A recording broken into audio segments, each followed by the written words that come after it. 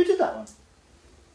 Diddy. Did he? She counted down the days to the end of her mother's jail sentence. But Gabriella is still waiting for her to come home. So that's the big one. And now Nazanin's husband, Richard, must tell their daughter they may have to wait even longer. You can't protect your little girl from something like this, but at the same time you want to try. It was hard when she was counting down the days to the end of Nazanin's sentence, and when she didn't come out, and when we got to the last days and we were crossing off, she was like, well, you know, are you sure Mummy's coming home? And we clearly weren't. And here we are now, having to tell her that, you know, maybe it's got a long time to go. Nazanin's sentence ended last month, but instead of letting her go, the Iranians charged her again and now have given her another year in jail and a year-long travel ban, prompting this condemnation from Britain's Prime Minister.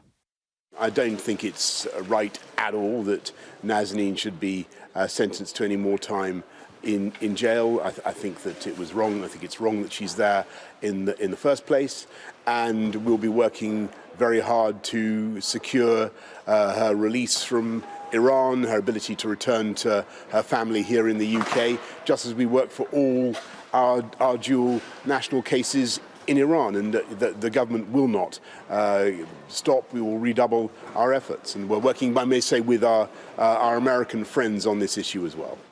It's not clear if Nazanin will be forced back to jail or face house arrest. At least then she can talk to her family on the phone. And we keep, you know, battling away and so on.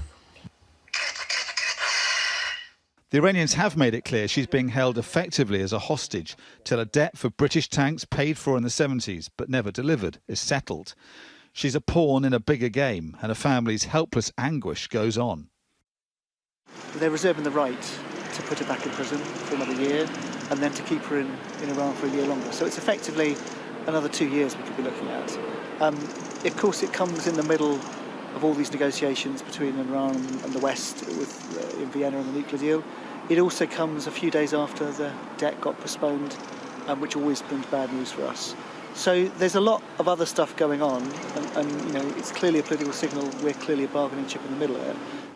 Iran has raised the stakes. Whatever the UK government has tried to bring Nazanin home has failed. A British citizen remains in a foreign country held against her will. Dominic Waghorn, Sky News.